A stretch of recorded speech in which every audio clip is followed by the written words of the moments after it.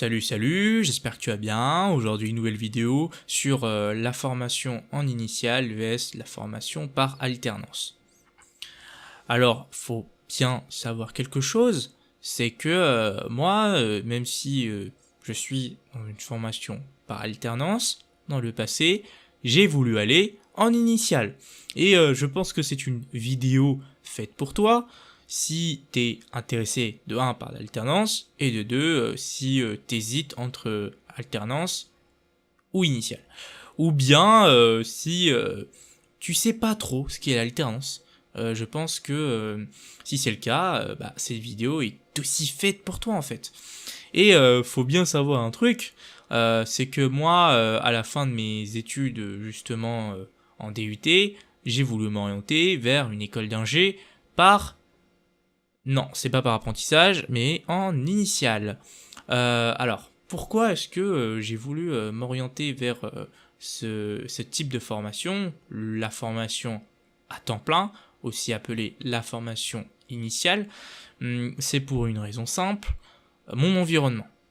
Alors, faut bien savoir que moi, quand j'étais au lycée, c'est-à-dire dans les années 2018-2017 vers ces eaux-là, la formation en apprentissage, c'était pas super bien vu. C'était vraiment fait pour des gens qui, je sais pas moi, qui voulaient se professionnaliser assez rapidement. De plus, il y en a qui voyaient ça comme une voie poubelle. C'était pas super bien vu. Et même dans les années 2010-2005, bon, c'était c'était un peu, c'était même pire que ça, hein. Vraiment, les gens voulaient pas s'orienter dans ce type de formation. C'était un peu pas ouf. Voilà. Ça, je tiens à te le dire parce que c'est très important pour comprendre la suite.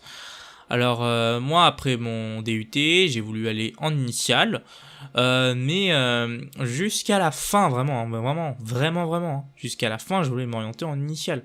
Parce que aller en initiale, déjà fallait avoir un peu un meilleur dossier qu'en alternance pour une même école donnée. Fallait faire ci, fallait faire ça. Je me disais aussi que pour les échanges à l'international, ça allait être mieux. Je me disais que pour les doubles diplômes, pour les diplômes et tout ça, ça allait être mieux. Je pensais que le diplôme en alternance était beaucoup moins valorisant que le diplôme en initial. Bref, j'avais beaucoup d'idées reçues. J'avais beaucoup d'a priori sur cette formation-là. Et je pense que tu comprends bien que ma situation, mon environnement, mon passé, tout ça ne me permettait pas de me projeter 100% en alternance. Mais pourquoi? Là, je pense que tu te demandes pourquoi. Pourquoi est-ce que je me suis orienté au final en alternance? Alors, c'est très très simple.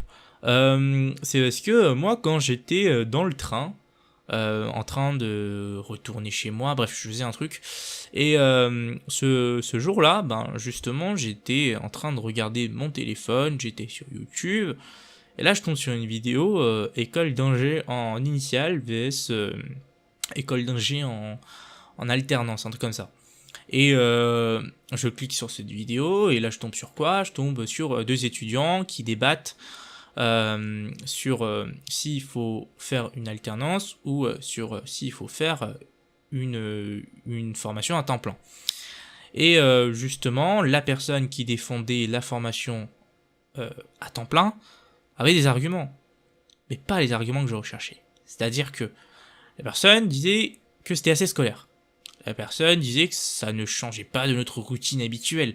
Parce que, voilà, le collège-lycée, il n'y avait pas d'apprentissage et tout ça, hein. Je veux dire, à part si tu avais fait un bac professionnel, même si je suis même pas sûr que les bacs professionnels, ils travaillaient dans des entreprises ou quoi. Non, je suis pas très sûr de ça. Mais en tout cas, voilà, si tu avais fait une formation généraliste ou technologique, bac pro, je suis pas sûr, mais il me semble que si tu avais fait une formation générale ou technologique, bah t'avais pas de stage ou quoi.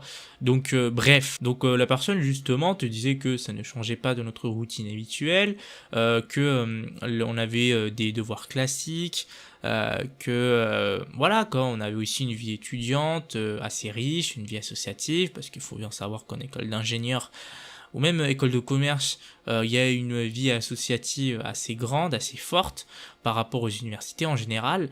Et justement, elle disait que voilà, c'était mieux pour profiter de la vie, tout ça et tout. Petit souci, c'est que la personne en face avait d'autres arguments. Des arguments beaucoup plus intéressants. Et ces arguments sont les suivants.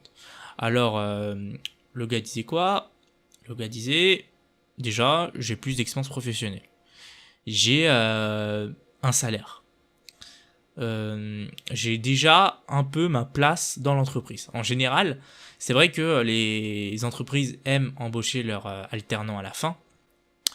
En plus de ça, la personne, justement, peut utiliser cet argent pour faire des choses qui lui plaisent, peut s'acheter le matos qu'il veut s'il a des projets ou quoi.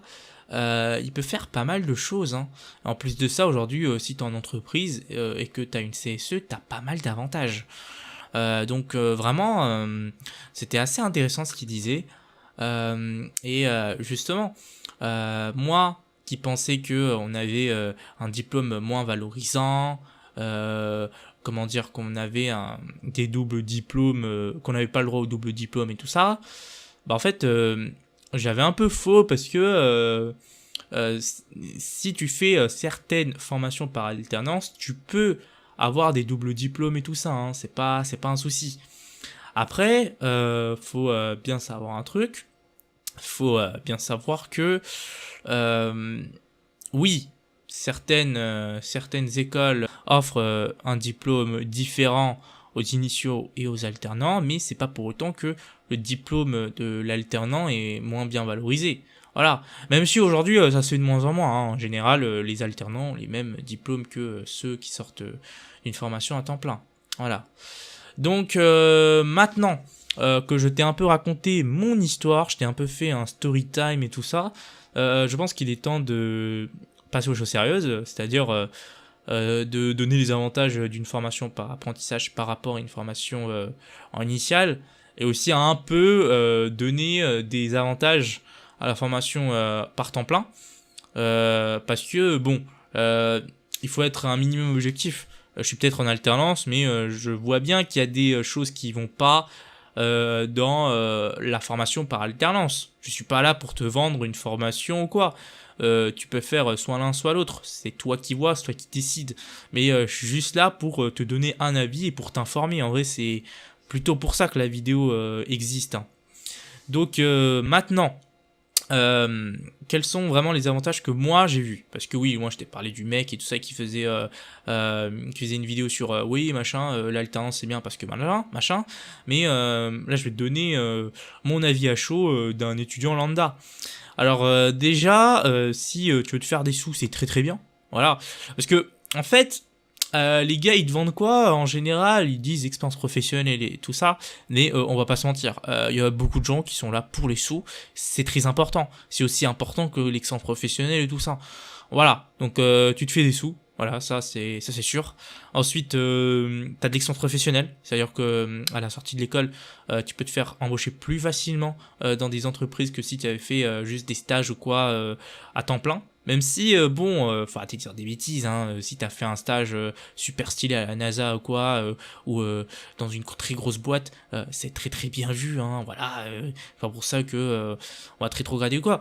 Mais en vrai, les entreprises préfèrent les formations par alternance, c'est vrai.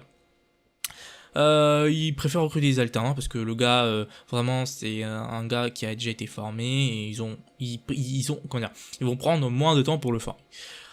Ensuite, le gars a des avantages, quoi, par rapport au CSE, etc. Donc déjà, le gars, il se met bien parce qu'il a les avantages d'être un étudiant, les avantages d'être un salarié. Ensuite, il a aussi le droit des réductions, par exemple, s'il va au ciné ou quoi, parce que c'est aussi un étudiant, quoi. Voilà, c'est pas vraiment un salarié, c'est un mix des deux. Donc en fait, voilà, il a le droit aux deux avantages, aux avantages des deux statuts. Ensuite, qu'est-ce que je pourrais dire pour la formation par alternance? Ça t'impose un rythme. Après ça, je peux le prendre comme un point fort et un point négatif. Parce que, en gros, comme il y a un rythme qui est assez soutenu, ben, ça t'entraîne à bien à taffer, à avoir de bonnes méthodes, etc.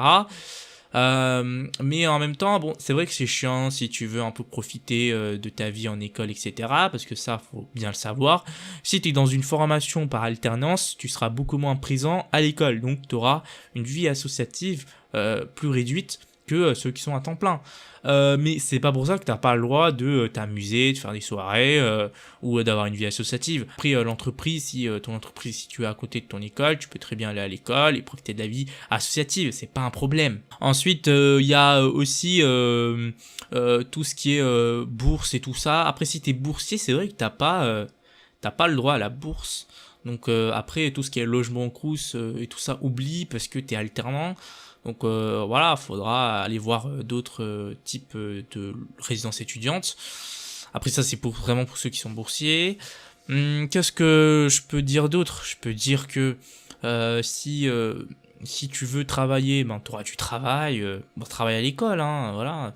Si t'aimes bien taffer, tu vas taffer. Si t'aimes pas taffer, tu vas taffer quand même parce que mine de rien, la formation est plus soutenue. Ben, je ferai une vidéo plus spécifique sur le rythme en alternance, sur l'organisation et tout ça, mais c'est pas le sujet de la vidéo. Et ensuite, pour tout ce qui est diplôme, double diplôme, poursuite d'études, etc. En général, aujourd'hui, les écoles essayent de donner le même diplôme aux alternants qu'aux initiaux, mais même s'ils n'ont pas le même diplôme, bon, on va pas se mentir, les entreprises s'en foutent un peu, hein, je veux dire, généraliste ou non. Bon, en vrai, je vais même te dire que être dans une filière spécialisée et que sur le diplôme il y a écrit spécialisé, bah c'est un peu mieux vu parce que le gars généraliste, il sait tout mais il est spécialisé dans rien. Alors que le gars qui est vraiment dans cette filière, dans deux filières quoi, il a il a une spécialisation dans ce domaine, donc du coup il est beaucoup plus pointu, il a des connaissances beaucoup plus pointu et il sait mieux se débrouiller, tu vois. Donc en vrai, c'est vrai qu'il y a des recruteurs qui préfèrent ça, mais après oui, voilà, il y a des recruteurs qui préfèrent beaucoup plus le titre généraliste et tout ça, tu vois. Même si bon, en vrai, au fil de tes expériences professionnelles, ils s'en foutront un peu, quoi. C'est vraiment ton expérience professionnelle qui compte.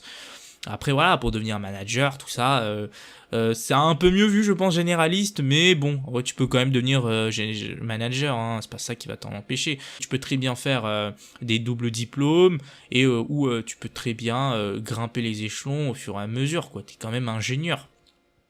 Ensuite, en parlant de double diplôme, tu peux faire des doubles diplômes par la suite, tu vois. Ça dépend des écoles, mais par exemple, dans la mienne, tu peux aller à l'étranger et obtenir un double diplôme. Voilà. Parlons-en du voyage à l'étranger. Moi, je pensais qu'on pouvait pas aller à l'étranger quand on était en alternance, mais ça dépend. Aujourd'hui, de plus en plus d'écoles veulent que leurs étudiants aillent à l'étranger. La CTI impose un voyage à l'étranger. Donc, en général, c'est vrai que les écoles essayent d'envoyer de plus en plus les étudiants en alternance à l'étranger. En plus de ça, un autre avantage après avantage ou désavantage, je sais pas. Un autre avantage d'être en alternance, c'est que ton entreprise peut t'envoyer à l'étranger. C'est-à-dire que tu vas aller travailler dans une filiale de ton partenaire à l'étranger, de ton entreprise, et ça peut être assez intéressant parce que tu vas pas à l'école, t'as pas de devoirs, donc tu peux un peu profiter de ta life. En plus de ça, t'es payé, quoi. C'est bien, hein, c'est pas mal, je trouve. Ensuite, pour ce qui est poursuite d'études, etc. Alors, moi, je vais te dire un truc. Que tu sois en initial ou que tu sois en alternance, tu peux poursuivre dans les deux cas tes études après, hein. Si tu fais un doctorat ou quoi, j'en ai vu plein aller en doctorat, faire des formations spécifiques et tout après, hein. Je veux dire, ça ne t'empêche pas d'aller d'aller autre part après, tu vois, d'aller faire des formations complémentaires. C'est même, j'ai envie de te dire, c'est un peu mieux vu que t'ailles en alternance parce que en plus d'avoir le bagage scolaire académique, t'as un bagage professionnel assez important et aujourd'hui c'est très important pour les écoles de savoir que tu sois un bon employé, un bon salarié, autant qu'un bon étudiant. Parce qu'aujourd'hui, tu es dans le supérieur. Tu n'es plus que jugé par tes notes. Tu es aussi jugé sur ton aptitude à être un bon salarié, un bon ingénieur. Et un ingénieur, c'est pas que les notes. Un ingénieur, c'est quelqu'un qui sait mener des projets, qui sait faire des choses, et qui sait guider des équipes et tout ça. Donc, en vrai, c'est assez particulier. Mais voilà. En soi, que tu fasses une école d'ingénieur à temps plein ou une école d'ingénieur en alternance, ça te mène vers la même voie. Mais c'est vrai que pendant tes études, genre le court laps de temps où tu fais tes études en école d'ingénieur, ça peut être intéressant l'alternance parce que tu as des avantages que tu n'auras pas en initial. Alors que en initial, même si t'as pas ces avantages-là, t'as un avantage pour moi, hein, c'est le temps. Parce que t'as le temps d'aller investir ton temps justement dans la vie associative, faire plus de sport, faire ci, faire ça. Mais bon, si vraiment t'as pas beaucoup d'oseille, etc., bon, c'est un peu chiant parce que justement, c'est le revers de la médaille, c'est que aujourd'hui, les vies associatives et tout ça, faut payer, tu vois. Faut payer les cotisations, machin et tout. Si t'as la flemme de payer et tout ça, bah, tu peux payer justement avec l'argent d'alternance. Alors que dans l'autre cas, si t'es pas boursier, ou même tout court, hein, même si que tu sois boursier ou non, justement, bah voilà, faudra un peu dépenser ta poche ou dépenser de la poche de tes parents, ça dépend, hein. Parce que si t'es à temps plein, en général, t'as pas le temps de travailler. Et si tu travailles samedi dimanche, ça va un peu empiéter sur tes études. Donc c'est assez particulier. Donc en soi, je t'ai un peu donné les avantages et un peu les inconvénients aussi d'être en alternance. Je t'ai aussi un peu donné un tout petit point de vue sur l'initial. Donc maintenant, bah, c'est à toi de voir. Et c'est à toi de décider ce qui est bon pour toi. Bref, j'espère que cette vidéo t'aura plu, et sur ce, tchuss.